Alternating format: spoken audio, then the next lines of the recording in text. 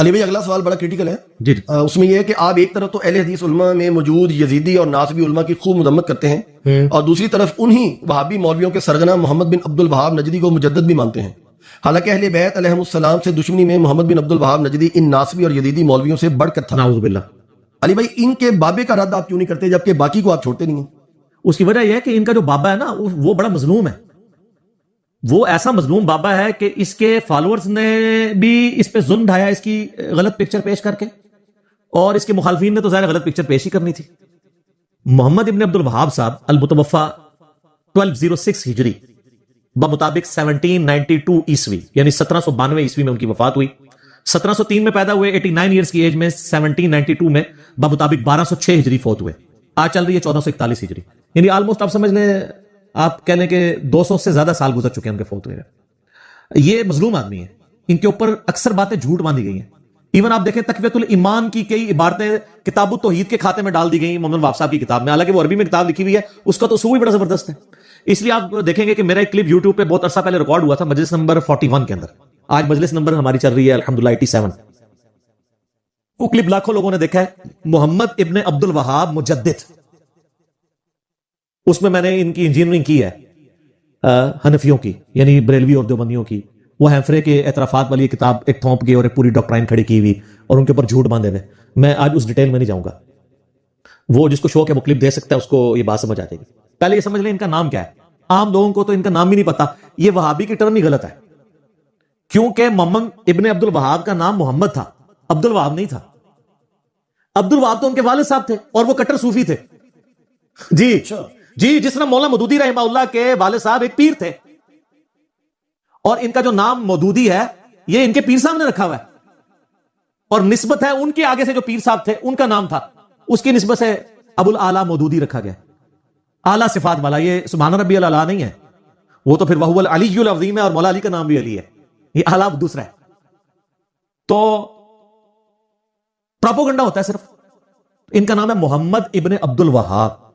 تو یہ وہابی خام خواہ وہ ان کے ابا جی کی طرف نسبت ہوتی ہے. وہابی تو خود حنفی ہیں, کیونکہ ان کے ابا جی بھی جو ہے وہ صوفی تھے. تو یہ تو وہابی ہے ہی نہیں ہے, اور اس لیے میں ان کو کریڈٹ دیتا ہوں. جس چیز کو ڈسکریڈٹ مانا جاتا ہے, آپ کو پتا ہے 1885 یا 1887 کی بات ہے جب اہل حدیث کے خلاف پروپیگنڈا شروع ہوا نا سب کانٹیننٹ میں. میں کوئی اہل حدیث کا وکیل نہیں سر, آپ کو پتا ہے سب سے زیادہ یوٹیوب پہ میرے خلاف اگر کسی کی ویڈیوز ہیں نا وہ اہل حدیث ہیں. لیکن میں کیا ہوں, اولو العلم قائما بالقسط, اہل علم انصاف پر قائم, جو سچی بات ہے ڈنکے کی چوٹ پہ کریں گے. اعلیٰ حضرت پہ جھوٹا الزام لگایا شیخ مکی نے, میں نے دفاع کیا. مولا مودودی پہ جھوٹا الزام لگایا شیخ مکی نے, میں نے دفاع کیا. جنید جمشید پہ بریلویوں نے غلط الزام لگایا, میں نے دفاع کیا. اب بھی یہاں پہ میں دفاع کروں گا. تو ملکہ وکٹوریا سے انہوں نے رجسٹریشن کروائی کہ لوگ ہمیں وہابی کہتے ہیں. ہم تو وہابی نہیں ہیں, ہم تو اہل حدیث ہیں, اہل سنت ہیں, جو سلف صالحین سے چلتا آ رہا ہے. تو مہربانی کر کے ہمیں اہل حدیث پکارا جائے. وہ آج کل مناظروں میں بھی پیش کر رہے ہوتے ہیں, دیکھیں جی ملکہ وکٹوریا نے ان کو رجسٹرڈ کیا اہل حدیث. تو سر دیوبند اور بریلویوں کے مدرسے کو حضرت عمر فاروق رضی اللہ تعالیٰ عنہ نے رجسٹر کیا تھا. 1867 میں مدرسہ دیوبند بنا ہے نا, انگریزوں کی حکومت آ چکی تھی 1856 کے بعد. مدرسہ دیوبند کو رجسٹر کس نے کیا ہے؟ گوروں نے, ملکہ وکٹوریا نے, اور ایون ان کو چندہ بھی جاتا تھا. منظر الاسلام بریلی 1896 میں بنا ہے, اس کو بھی ملکہ وکٹوریا نے رجسٹر کیا ہے. جس طرح ہماری اب اکیڈمی رجسٹر ہے تو گورنمنٹ آف پنجاب سے ہم نے رجسٹر کروائی ہوئی ہے, تو جو حکومت وقت ہوگی اسی سے رجسٹر ہوگی. الہدا انٹرنیشنل ڈاکٹر فرد ہاشمی کی جو جماعت ہے وہ کینیڈا میں جو ہے وہ رجسٹر ہوئی ہے, اور ان کی ہیڈ بھی ملکہ وکٹوریا ہی, آپ کو پتا ہے. بے شک. تو اس سے کوئی فرق نہیں پڑتا, خام خواہ مطلب وہ انگریزوں کا ایجنٹ اور اس طریقے سے کہانیاں کرانی شروع کر دیتے ہیں. وہ تو گورنمنٹ سے رجسٹر. لیکن سر میں سلام پیش کرتا ہوں, سلوٹ کرتا ہوں اہل حدیث کو کہ ان کو تو یہ شرم آئی کہ ان کو کوئی شخص رسول اللہ کے علاوہ کسی اور کی طرف منسوب نہ کرے صلی اللہ علیہ وآلہ وسلم. اور آپ اتنے بے شرم ہیں کہ آپ آج تک انڈیا, پاکستان, بنگلہ دیش کی مسجدوں میں دیوبند اور بریلی لکھ کے انڈیا کے 2 شہروں اور ان بزرگوں کے بنائے ہوئے مدرسوں کے ساتھ اپنے آپ کو منسوب کر رہے ہیں. آپ کی تسلی نہیں ہوتی, آپ مسجد میں لکھتے ہیں مسجد اہل سنت والجماعت حنفی, آگے بریکٹ میں بریلوی یا دیوبندی لکھتے ہیں. تو اس لحاظ سے تو اہل حدیث صاحب سے بازی لے گئے ہیں کہ انہوں نے اپنے آپ کو محمدی بھی نہیں کہلوایا. وہ تو صرف حنفیوں کے اگینسٹ محمدی ٹرم ڈیوائز کرتے ہیں. ویسے تو ہم مسلم ہیں, وسماکم المسلمین. اہل حدیث بھی اپنے آپ کو مسلم ہی سمجھتے ہیں, اور ہم سب کو مسلمان سمجھتے ہیں. کیوں؟ کیونکہ نام ہے وابی, نام ہے بابی, میں ہوں مسلم, علمی کتابی, ہمیں کیا لینا دینا کسی کے ساتھ. تو ان لوگوں نے اپنے باپوں کے ساتھ رشتہ جوڑا ہوا ہے, بریلی دیوبندی. اس لحاظ سے تو اہل حدیث بازی لے گئے. ان کی جرت ہے کہ یہ جا کے کہیں کہ ہمیں بریلوی دیوبندی کے نام سے رجسٹر نہ کیا جائے, اور یہ تو مسجدیں رجسٹر کراتے ہیں اس نام سے, تو اس لحاظ سے تو بازی لے گئے نا.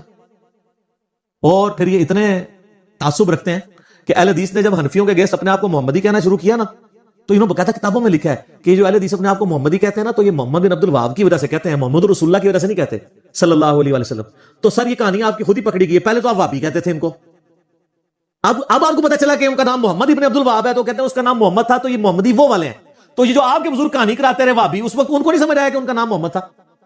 سر دیکھا کتنے کتنے پکڑے جاندے نے, کہندے ایک منڈا آیا ہے, وہ پگڑی بند ہے, چک کے رہ چڑھا ہر بندے انہوں نے, کیوں؟ سچائی کی وجہ سے. تو یہ آپ کہانیاں کرائیں گے تو آپ کو پتا نہیں ہے کہ آج دور وہ ہے کہ گلی گلی صدا ہے کیا, کہ نام ہے وہابی, نام ہے وہابی, میں ہوں مسلم علم کی کتابی. آپ کی کہانیاں پکڑی جائیں گی, آپ اس طرح کے جھوٹ بولیں گے تو آپ بچیں گے نہیں. تو محمد بن وہاب صاحب کے بارے میں بہت زیادہ ان کو بدنام کیا گیا. وہ اہل بیت سے بڑی محبت کرنے والے تھے علیہ السلام.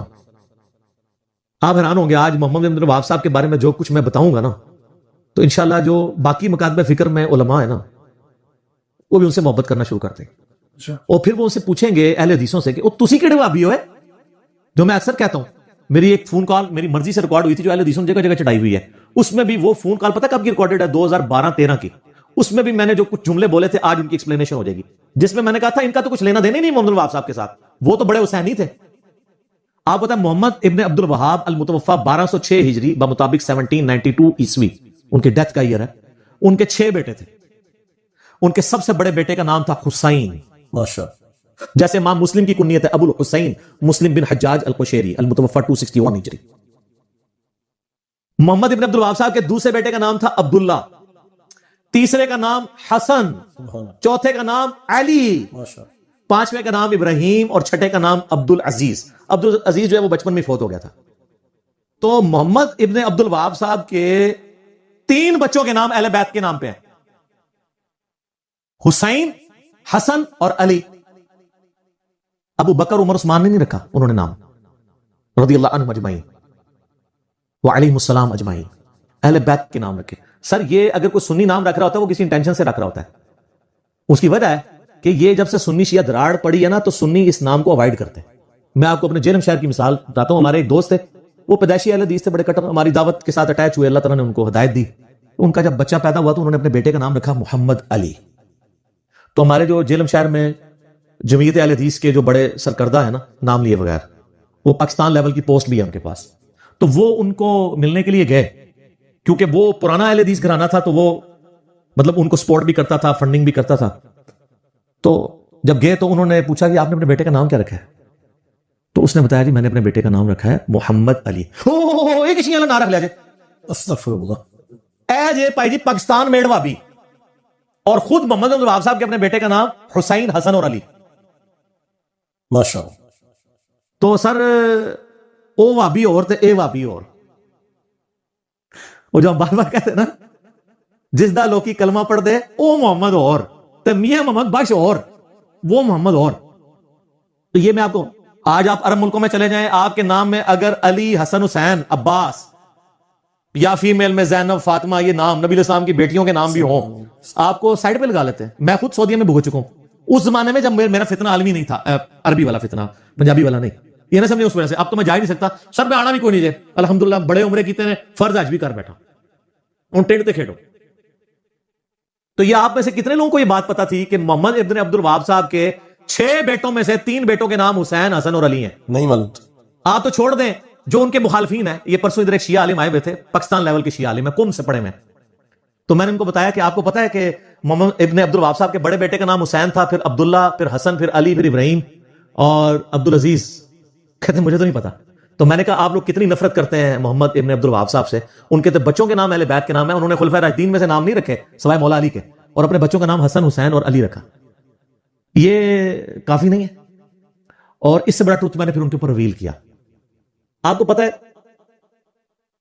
ایک کتاب بڑی مشہور ہے سیرت کے اوپر, اسلامک ہسٹری میں سب سے پہلی جو اتھینٹک کتاب ہے سیرت نبوی کے اوپر صلی اللہ علیہ وآلہ وسلم, وہ محمد ابن اسحاق بن یسار کی ہے, جو شاگرد ہیں انس ابن مالک صحابی رسول کے, جنہوں نے 20 سال نبی الاسلام کو 10 سال تک وضو کروایا. المتوفا 150 ہجری 150 ہجری میں محمد ابن اسحاق فوت ہوئے ہیں. ان کی سیرت کی کتاب ہے, وہ کتاب عربی کے اندر ہے, اردو میں بھی ترجمہ نہیں ہوا اس کا.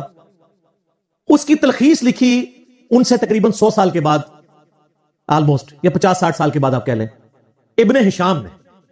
سیرت ابن ہشام اسے کہتے ہیں, اسے سیرت ابن اسحاق کہتے ہیں. اور امام ابن ہشام فوت ہوئے ہیں 218 ہجری میں, 218 ہجری میں, یعنی امام بخاری کی وفات سے بھی پہلے, یعنی وہ سینئر لوگوں میں سے. اسی کی تلخیص یعنی لکھی, اور اسی سیرت کو مختصر کر کے محمد ابن عبد الوہاب صاحب کے بیٹے ہیں عبداللہ بن محمد بن عبد الوہاب, المتوفا 1242 ہجری, آج چل رہا ہے 1441 ہجری. آج سے 200 سال پہلے وہ فوت ہوئے ہیں. ان کے دوسرے نمبر کے بیٹے جو ہیں, بڑے تو تھے حسین, پھر عبداللہ, پھر حسن, پھر علی, پھر ابراہیم, پھر عبدالعزیز. 6 پتروں نے نام تو یاد کرانے نے بھابیو, آندہ تسی انہاں دے پتروں دے نام نہیں لے سکتے, ٹھیک ہے. تو اس عبداللہ نے نا وہ جو سیرت ابن ہشام تھی اس کی مزید تلخیص لکھی اور اس کو نام دیا مختصر سیرت الرسول. یہ مختصر سیرت الرسول عربی میں دارالاسلام پبلیکیشن نے, جو اہل حدیث کا سب سے بڑا ادارہ ہے پرنٹنگ کا, اس نے چھاپی ہے. اردو ترجمہ انہوں نے نہیں چھاپا, کیونکہ وہ کچھ باتیں ایسی ہیں جو پبلک کے سامنے نہیں کرنی چاہیے. خلافت و ملوکیت, جمل صفین نہروان, سمجھا کرو نا, کسی نے نہیں چھاپی. لیکن یہ نیکی کا کام ہمارے جیلم شہر سے ہوا ہے 1990 میں. آج سے آلموسٹ 30 سال پہلے جیلم شہر سے وہ کتاب کا اردو ترجمہ مختصر سیرت الرسول عبداللہ ابن محمد ابن عبد الوہاب کا ترجمہ کر کے جیلم شہر سے ہزاروں کی تعداد میں پورے ملک کے اندر مفت تقسیم کیا گیا. اور اس کی خرید و فروخت پہ پابندی ہے, وہ فری بانٹتے ہیں. ظاہر ہے ان کو سعودیہ سے چندہ آتا ہے اور باقی ملکوں سے.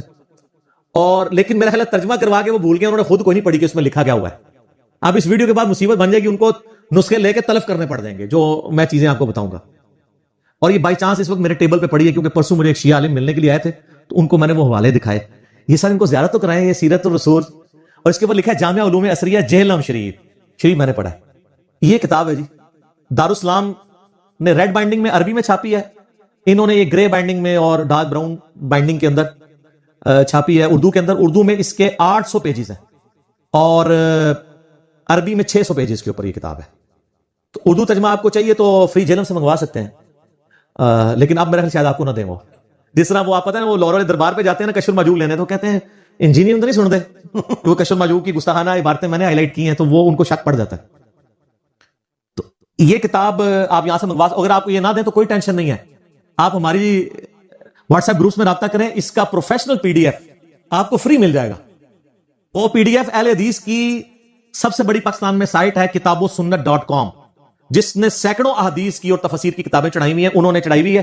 اور انشاءاللہ میں اپنی گفتگو میں جتنے ریفرنسز پیش کروں گا نا, اس کے JPGs ہم لگائیں گے اس میں سے انشاءاللہ. ایگزیکٹ اس کا آپ کو PDF انشاءاللہ مل جائے گا.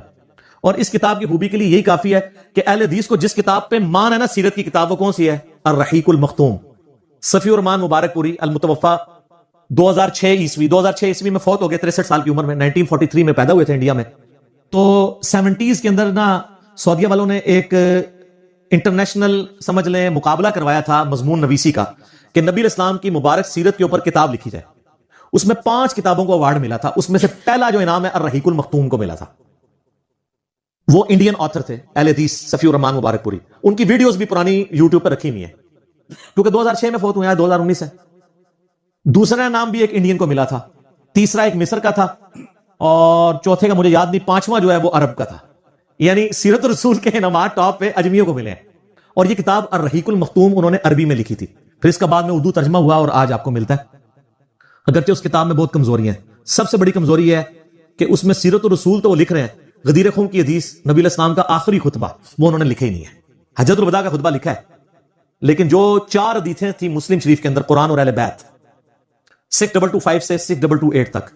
میں پھر اور طرف چل پڑوں گا, غدیر خون پہ میرا کلپ لاکھوں لوگوں نے دیکھا, آپ یوٹیوب پہ دیکھ لیں. وہ انہوں نے اس میں نہیں لکھی, پتہ نہیں نام دینے والوں نے کون سا انعام دیا ہے کہ اتنی بڑی حدیث نبی علیہ السلام کی مبارک زندگی کا بڑا خطبہ, جس کے اوپر امت کی یونٹی ڈیپینڈنٹ تھی, قرآن اور اہل بیت, اور اسی میں من کنت مولا فہذا علی مولا, وہ انہوں نے لکھے ہی نہیں اس سیرت میں. اس کے بعد کی باتیں لکھ دی, پہلے کی لکھ دی, وہ اسکپ ہی کر دیا. بہرحال اللہ ان کو معاف کرے, آمین. تو الرحیق المختوم میں جگہ جگہ آپ کو اس کتاب کے حوالے ملیں گے. یہ بات تھی اصل بتانے والی کہ اس کتاب کو ہلکا نہیں کسی نے جاننا. جس کتاب پہ آپ کا مان ہے نا کہ وہ عالمی ایوارڈ یافتہ کتاب ہے, اس کتاب میں حوالے اس کتاب کے ہیں. آپ فٹ نوٹ پہ آپ لوگ کھول کے پڑھیں گے, لکھا ہوگا مختصر سیرت الرسول بائی عبداللہ بن محمد بن عبد الوہاب نجدی. یہ نجدی گالی نہیں ہے, نجد میں لوگ رہنے والے ہیں. اور التمیمی بنو تمیم سے تھے. ذوالخویسرہ تمیمی بھی تھا, گستاخ رسول, بنو تمیم سے. بخاری مسلم میں آتا ہے. لیکن بخاری مسلم میں آتا ہے کہ دجال پہ سب سے زیادہ سخت گروہ بھی بنو تمیم سے ہوگا. تو بنو تمیم میں اچھے لوگ بھی ہیں, برے بھی ہیں. جیسا کہ مرزا فیملی میں غلام القادیانی دجال بھی ہے اور انجینئر محمد علی مرزا بھی ہے. ٹھیک ہے, وہ اللہ کے کام ہے. تو سر یہ مختصر سیرت الرسول, میں نے کہا جی آپ نے یہ پڑھی ہے. انہوں نے تو وہ شیعہ عالم جو تھے وہ ان کو تو پتہ بھی نہیں تھا یہ کتاب ہے. میں نے کہا یہ جیلم سے ہے, آپ PDF بھی ڈاؤن لوڈ کر سکتے ہیں.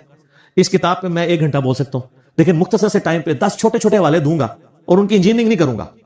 اس کے لیے آپ میرا ریسرچ پیپر 5B پڑھیں, جس کا میں تعارف اینڈ پہ کراؤں گا. پہلے کرا دیا تو آپ کو برا لگے گا. اس کے اوپر آپ مولا علی والا چیپٹر نکالیں سر, اینڈ پہ جا کے آتا ہے مولا علی کے اوپر چیپٹر. سیرت الرسول لکھی ہے اور ساتھ خلفائے راشدین کی بھی لکھی ہے انہوں نے, مختصر سی خلافت راشدہ کے اوپر. مولا علی والا چیپٹر ان کا سٹارٹ ہوتا ہے جی پیج نمبر 781, حضرت علی ابن ابی طالب کی خلافت. 782 پیج پہ, یہ پہلا ریفرنس میں پڑھ رہا ہوں ورڈ بائی ورڈ, اہل حدیث سے معذرت کے ساتھ, اور جو علمی کتابی مسلمان ہے پوری دنیا میں کسی بھی فرقے میں ہے ان کو خوش کرنے کے لیے ورڈ بائی ورڈ پڑھ رہا ہوں. سنیں, حضرت معاویہ رضی اللہ تعالیٰ عنہ نے اہل شام سمیت حضرت علی رضی اللہ تعالیٰ عنہ کی بیعت نہیں کی. پھر ان کی صرف مخالفت ہی نہیں کی بلکہ ان پر قتل عثمان میں اعانت یعنی مدد کرنے اور اس پر رضامندی کا الزام بھی دھر دیا, مگر اللہ نے ان کو اس سے بچا لیا.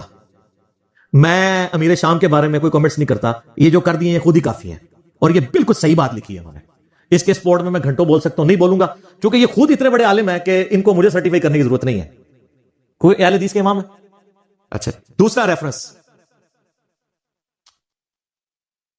جنگ جمل کے کانٹیکسٹ میں وہ لکھتے ہیں, اس کے بعد حضرت علی نے حضرت عائشہ کو مدینہ منورہ بھیج دیا. وہ جانے لگی تو لوگ ان کو ودا کرنے کے لیے دور تک ان کے ساتھ گئے. یہ ودا لفظ نہیں ہوتا, ودا ہوتا ہے زبر کے ساتھ. حضرت علی رضی اللہ تعالیٰ عنہ نے سفر خرچ کا انتظام بھی کیا. اس طرح وہ با حفاظت اور صحیح سلامت گھر پہنچی.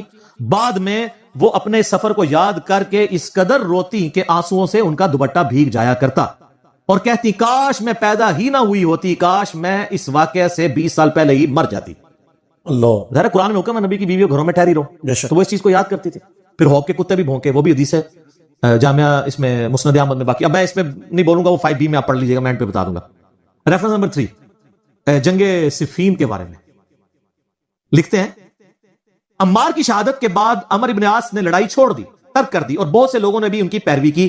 حضرت معاویہ رضی اللہ تعالیٰ نے ان سے پوچھا آپ نے لڑائی کیوں ترک کی ہے؟ انہوں نے کہا ہم نے عمار کو قتل کر دیا ہے, اور میں نے حضرت صلی اللہ علیہ وآلہ وسلم سے سنا ہے کہ آپ علیہ السلام فرمایا کرتے تھے کہ عمار کو باغی جماعت قتل کرے گی. معلوم ہوا کہ ہم تو باغی ہیں.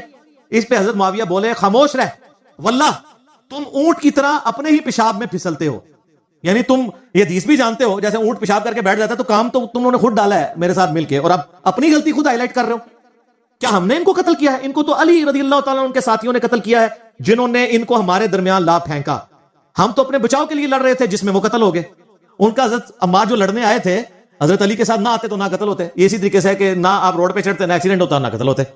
اچھا آگے سنیں, حضرت علی رضی اللہ تعالیٰ کو جب حضرت معاویہ کی اس بات کی خبر ہوئی تو انہوں نے کہا اگر میں نے ان کو قتل کیا ہے یعنی حضرت عمار کو, تو پھر اپنے چچا حضرت حمزہ کو حضرت نے قتل کیا ہے جنہوں نے ان کو کفار کے مقابلے میں بھیجا تھا. اے پھکی دیتی اینٹی وینم الزامی جواب کہ اگر حضرت حمزہ حضور کی طرح لڑتے ہوئے مارے گئے ہیں تو کیا حضور نے قتل کروایا ہے کبھی کافروں کے مقابلے میں بھیجا؟ اگر عمار کو میں نے تیرے مقابلے میں بھیجا ہے امیر شام کے مقابلے پہ تو مجھے تم قتل ٹھہرا, یعنی وہ اینٹی وینم والا جواب دیا. چوتھا ریفرنس جنگ نہروان کے بارے میں. یہ وہ باتیں جو پبلک کے سامنے نہیں کرنی چاہیے لیکن یہ کی ہوئی ہیں, انہوں نے پرنٹ کر رہے ہیں, مفت بانٹ رہے ہیں. جنگ نہروان خوارج کے خلاف. وہ کہتے ہیں کہ کافی انہوں نے ڈسکشن کی, اس میں لکھتے ہیں ابو سعید خدری کہتے ہیں کہ میں نے رسول اللہ سے سنا تھا خوارج کے بارے میں, وہ جو بخاری مسلم کی حدیث ہے کہ وہ دین سے ایسے نکل جائیں گے جیسے شکار سے تیر اپنے شکار سے نکل جاتا ہے. اینڈ وہ کہتے ہیں میں گواہی دیتا ہوں, یہ بھی بخاری مسلم دونوں میں, کہ علی نے ان کو قتل کیا تھا اور میں بھی ان کے ساتھ شامل تھا. انہوں نے اس آدمی کو لانے کا حکم دیا جس آدمی کے بارے میں بخاری مسلم میں آتا ہے کہ ان کا سرغنہ وہ ہوگا کہ جس کا ایک بازو کٹا ہوگا اور اس کی جگہ گوشت کا ایک لوتھڑا لٹک رہا ہوگا. تو اس کی لاش 3 دفعہ ڈھونڈی گئی, بخاری مسلم میں آتا ہے نہیں ملی. پھر حضرت علی خود گئے اور لاشوں میں سے نیچے سے نکالی, تو وہاں پھر صحابہ نے نعرہ لگایا کہ حضرت علی حق پہ, کیونکہ نبی علیہ السلام نے پہلے ہی فرمایا تھا کہ یہ ان کے سرغنہ کی نشانی ہوگی. پھر وہ کہتے ہیں کہ صحیح مسلم میں حضرت ابوبکر رضی اللہ تعالیٰ عنہ سے مروی ہے کہ اگر وہ فوج جو خوارج سے لڑے گی اس کے ثواب کو جان لے جو حضرت کی زبانی ان کے لیے مقرر کیا گیا ہے تو وہ مزید عمل کرنے کی ضرورت ہی محسوس نہ کریں اور اسی پر بھروسہ کر لیں. یعنی خوارج کے خلاف لڑنا اتنی بڑی نیکی ہے کہ اس کے بعد خارجیوں کے خلاف لڑنے والوں کو اور کوئی نیکی کا کام کرنے کی ضرورت نہیں. جیسے بخاری مسلم میں آتا ہے کہ اہل بدر کی ہر غلطی معاف ہے, اس طرح خوارج کے خلاف جو حضرت علی کے ساتھی تھے ان کے بارے میں مسلم شریف انہوں نے ویسے لکھا حضرت ابوبکر سے مروی ہے, وہ حضرت علی سے ہی مروی ہے. اور اس کے سٹارٹ میں حضرت علی وہ بھی کہتے ہیں کہ مجھے آسمان سے زمین پہ گرا دیا جائے میں یہ برداشت کر لوں گا, لیکن یہ برداشت نہیں کروں گا کہ میں کوئی ایسی بات کروں جو میں نے خود رسول اللہ سے نہ سنی اور میں تمہیں بیان کروں. یعنی حدیث معاملے میں اتنی احتیاط صلی اللہ علیہ وآلہ وسلم.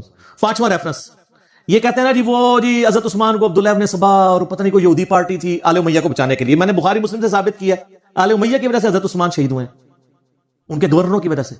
انہوں نے حضرت عثمان کا چیپٹر پڑھے, کہیں نہیں ڈالا عبداللہ ابن سبا کا نام تک نہیں لکھا. الٹا حضرت علی والے چیپٹر میں انہوں نے بتایا کہ یہ جو حضرت علی کی شان میں غلو کرنے والے رافضی تھے وہ حضرت علی کے دور میں نکلے ہیں. اس کے اوپر پورا چیپٹر انہوں نے بنایا ہے. فرقہ غالیہ کا خروج, حضرت علی کے زمانے میں غالی فرقہ پیدا ہوا. کرتے کرتے نا اینڈ پہ وہ لکھتے ہیں کہ حضرت علی نے اپنے غلام قمبر کو بلایا اور پھر انہوں نے جو ہے نا وہ ان لوگوں کو آگ میں جلا دیا جن لوگوں نے حضرت علی کے لیے الوہیت کلیم کی تھی, جس کی باقیات آج کل یہ نصیری ہیں.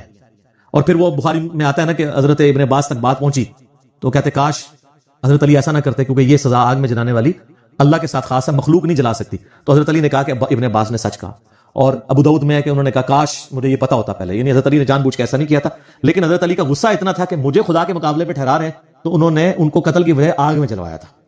یہ تو خود مان رہے ہیں اس میں. اچھا جی, ریفرنس نمبر 6 حضرت علی کے بارے میں لکھتے ہیں کہ لباس اور خوراک میں آپ کی سادگی بیان سے باہر ہے. آپ کا عمل اور فضل اسلام کی طرف سبقت اور رسول اللہ کی مائیت میں کفار سے جہاد ازر من الشمس ہے صلی اللہ علیہ وآلہ وسلم. پھر لکھتے ہیں امام امن حنبل اور قاضی اسماعیل بن اسحاق کہتے ہیں, اور یہ صحیح سند سے المسند الحاکم میں, کہ حضرت علی رضی اللہ تعالیٰ کے فضائل اور مناقب میں جتنی احادیث مروی ہیں دوسرے کسی آدمی کے فضائل اور مناقب میں اتنی احادیث نہیں ہے. اے لکھ رہے تھے جی سعودیہ والے وہابی اور پاکستانی وہابی کے کہہ رہے ہیں وہ رہن دو, میں آج نہیں, آج اپنے بزرگوں نے رو. ریفرنس نمبر 7 وہی جو ہم کہتے ہیں حضرت علی نے حسن بن علی کو اپنا خلیفہ نامزد نہیں کیا, انہوں نے بھی وہی لکھا. کسی نے کہا کیا آپ اپنے بعد آنے والے خلیفہ کو نامزد کریں گے؟ انہوں نے فرمایا نہیں, میں تمہیں اسی طرح چھوڑوں گا جس طرح رسول اللہ صلی اللہ علیہ وسلم تمہیں چھوڑ گئے تھے. بعض نے کہا کہ آپ لوگوں سے حسن کے لیے بیعت لے لیں تو آپ کے انتقال کے بعد ہم آپ کی کمی محسوس نہیں کریں گے. فرمایا میں نہ تمہیں اس کا حکم دیتا ہوں نہ منع کرتا ہوں, یہ تمہارا اپنے چوائس ہے, میں یہ کام نہیں کروں گا. یہ بات ہے سر, خلافت و ملوکیت میں یہ فرق ہے. ریفرنس نمبر 8 سر یہ سب سے کڑوا ہے اور آیا 8 نمبر پہ. جنت کے بھی 8 دروازے ہیں نا, بخاری مسلم میں آیا ہے کہ رمضان میں وہ 8 دروازے کھول دیے جاتے ہیں. مسلم شریف میں جو وضو کے بعد اشہد اللہ الہ الا اللہ واشہد ان محمدن عبدہ ورسولہ پڑھ لے, جنت کے 8 دروازے کھول دیے جاتے ہیں. تو sir reference number 8 word by word بنو امیہ حضرت علی کی تنقیص اور ان کے بارے میں نازیبا الفاظ استعمال کرتے رہے, مگر اس سے علماء کے دل میں ان کی محبت بڑھ گئی اور قدر و منزلت میں اضافہ ہو گیا. عمر بن عبداللہ بن زبیر کہتے ہیں کہ بنو امیہ 60 سال تک ان کو گالیاں دیتے رہے. یہ سب کا لفظ نہیں ہے, عربی کھولیں, شتم کا لفظ ہے. سب کا ترجمہ تنقید بھی ہو جاتا ہے نا, اس لفظ کا نہیں ہوتا سب و شتم جب بولتے ہیں. اور یہ نہ سمجھے کہ انہوں نے کہانی لکھی. سر صحیح مسلم 6229 حدیث لعن اللہ ابو تراب کہتے تھے, ابو تراب علی بن ابی طالب پر لعنت, یہ لفظ بولتے تھے نعوذ باللہ آل امیہ. تو یہ آپ کے بزرگ ٹھیک لکھ رہے ہیں. 60 سال تک ان کو گالیاں دیتے رہے مگر ان کا کچھ نہ بگاڑ سکے, بلکہ ان کی شان پہلے سے بھی بلند ہو گئی. آگے الفاظ بڑے سخت ہیں.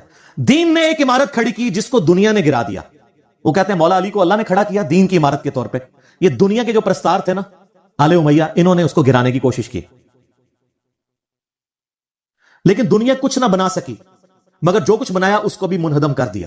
وہ کہتے ہیں آل امیہ کے پلے کوئی شے ہے بھی تھی نا, وہ بھی انہوں نے گوا دی. حضرت علی کو یہ کی تنقیص نہیں کر سکے. ہر طرف علی علی ہو رہی ہے. وہ سر ناصبیوں کی مسجد میں بھی 4 خلفاء کے نام لکھے ہوتے ہیں, پیچھے کیا رہ گیا؟ علی کو کون نیچا کر سکتا ہے؟ ناصبیت کو ہوا دینے والے لوگ بھی حق چار یار کہتے ہیں, حق مان یار نہیں کہتے. اس سے بڑی کیا جیت ہوگی سیدنا علی کی.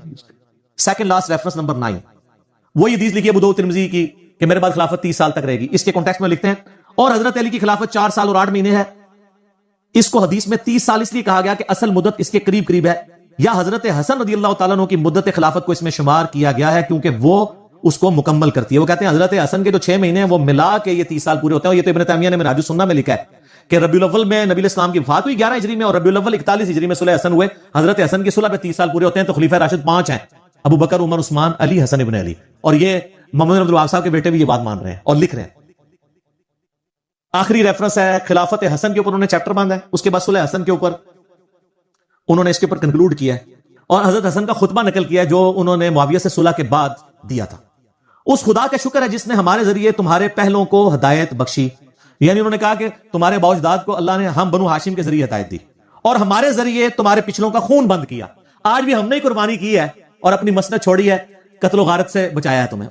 وہ دوزخ کی آگ سے بچایا تھا اور یہ دنیا کی آگ سے بچا لیا. سب سے بڑی دانائی پرہیزگاری ہے اور سب سے بڑا عجز بدکاری ہے. پھر میرے اور معاویہ کے درمیان جو اختلاف پڑ گیا تھا, قطع نظر اس سے کہ وہ حق پر تھے یا میں حق پر, میں امت محمدیہ صلی اللہ علیہ وسلم کی مصلحت اور ان کے خون بند کرنے کے لیے اپنے اس حق سے دستبردار ہو گیا ہوں. اور بخاری میں بھی یہ حدیث ہے, میرا یہ بیٹا سید ہے, اس کی وجہ سے صلح ہوگی. اس میں امپلائڈ ہے کہ سامنے والا ہٹدرمی پہ ہوگا, اس کی وجہ سے صلح ہوگی, اس کی وجہ سے نہیں. یہاں کہتے ہیں جی ان کی وجہ سے صلح ہوئی ہے, نبی صاحب ہمارے اس کی وجہ سے ہوگی, یہ اپنی پوسٹ چھوڑے گا. پھر معاویہ رضی اللہ عنہ کی طرف منہ کر کے فرمایا, میں نہیں جانتا کہ یہ تمہارے لیے فتنہ ہے یہ حکومت یا کچھ مدت کے لیے اس میں تمہارے لیے فائدہ ہے, یعنی دنیا میں کچھ فائدہ اٹھا لو. مجھے نہیں پتا اللہ نے تمہیں آزمائش میں ڈالا ہے. تو یہ دونوں باتیں ہوئی, آزمائش میں بھی ڈلے اور فتنے کا بھی شکار ہوئے. اور یہ حقائق اگر آپ کو جاننے ہو تو دنیا میں ایک پمفلٹ ہے جس کا عنوان ہے 5B ریسرچ پیپر. سر یہ ہاں واقعہ کربلا کا کہانی پس منظر نہیں, حقیقی پس منظر 72 صحیح الاسناد احادیث کی روشنی میں, جس میں 200 سے زیادہ حدیث ہیں. 72 کا ٹائٹل میں نے شہدائے کربلا کی نسبت سے لیا. ایک ایک نمبر پہ کئی حدیثیں ہیں, مثلا 33 نمبر پہ 8 حدیثیں ہیں, 8 طرق غدیر خون کے. سیدنا عمر کی شہادت سے لے کر شہادت حسین تک پوری اسلامک ہسٹری کور ہوئی ہے. حقیقی خلفائے راشدین کون ہے, جنگ جمل, صفین, نہروان, شہادت عثمان کے اصلی اسباب, صلح حسن, حضرت معاویہ کا دور ملوکیت, یزید کی ولی عہدی اور شہادت حسین ابن علی رضی اللہ عنہم اجمعین وعلیہم السلام اجمعین. یہ الحمدللہ عربی میں بھی ہے, اردو میں بھی ہے, ہندی میں بھی ہے, انگلش میں بھی ہے. ہماری ویب سائٹ اہلسنتپاک.com پہ آپ ریسرچ پیپرز والے پورشن سے مفت ڈاؤن لوڈ, اس کا PDF کریں, گروپ میں رابطہ کر کے واٹس ایپ کے ذریعے PDF منگوا لیں. اس میں اکثر حدیث بخاری مسلم سے ہیں, تحقیم کی ضرورت نہیں, اور جن پہ تحقیم کی ضرورت تھی میں نے دور حاضر کے بڑے بڑے محدثین, شیخ البانی رحمہ اللہ تعالی, شیخ زبیلی رحمہ اللہ تعالی, شیخ شعیب ارنوت رحمہ اللہ تعالی, شیخ سلیم اسد اور غلام مصطفیٰ ظہیر حافظہ اللہ تعالی من الجنت والناس, جو زبیلی زئی صاحب کے باغی شاگرد. لیکن تحقیق تو لگا بیٹھے ہیں ہم, اور ہم نے اس میں ڈالی ہوئی ہے. اور باقی لوگ, میں تو مطلب اولو العلم قائما بالقسط ہوں الحمدللہ, جس کی جو پازیٹیو چیز ہے وہ پروموٹ کروں گا. سب کی تحقیم کے ساتھ ہے, اور یہ خیالی پس منظر نہیں ہے, احادیث کی روشنی میں ہے. یہ صلاح الدین یوسف صاحب کی جھوٹی تاریخ یا وہ سنابلی کی لکھی ہوئی جھوٹی تاریخ نہیں ہے, احادیث ہیں, جو کہ خلافت و ملوکیت مولانا مدودی رحمہ اللہ تعالی کی کتاب کا حدیثی دفاع ہے, حدیث کی روشنی میں. یہ اور اس کے ساتھ 8 ریسرچ پیپر اور 3 اذکار کارڈ, 12 کا پیکج فری بالکل منگوا سکتے ہیں. صبح 9 سے لے کر شام 5 بجے تک آپ ہمارے اکیڈمی کے نمبر پہ رابطہ کریں, +92 کے کوڈ کے ساتھ 3215900162. پاکستان میں کریں گے تو 032159000162 کال کریں, انشاءاللہ تعالیٰ آپ کے گھر ہی آ جائے گی. اس کو پڑھیں, اور جس کو زیادہ جلدی ہے تو ویب سائٹ سے ابھی ڈاؤن لوڈ کریں اور پرنٹ آؤٹ نکال لیں, 40-50 روپے کا نکل آئے گا. تو انشاءاللہ آپ جب اس کو پڑھیں گے تو آپ کو پتہ چل جائے گا کہ اصل میں احادیث کے ماننے والے کون ہیں اور صرف اہل حدیث کا لیبل لگانے والے کون ہیں. یہ بڑا مشکل کام ہے. تو میں نے الحمدللہ آج یہ ٹروتھ ریویل کر لیا. لہٰذا محمد بن عبد الوہاب صاحب کے بارے میں کوئی گمان نہ کرے کہ وہ ناسبی تھے, بلکہ وہ حسینی تھے کہ جو آج کے دور کے اہل حدیث کے نزدیک نیم رافضی تھے. اسی پہ میں کنکلوڈ کرتا ہوں. ٹھیک ہو گیا جی, یہ میں جوک کے طور پہ الزامی بات کے طور پہ بول رہا ہوں. ٹھیک ہو گیا جی.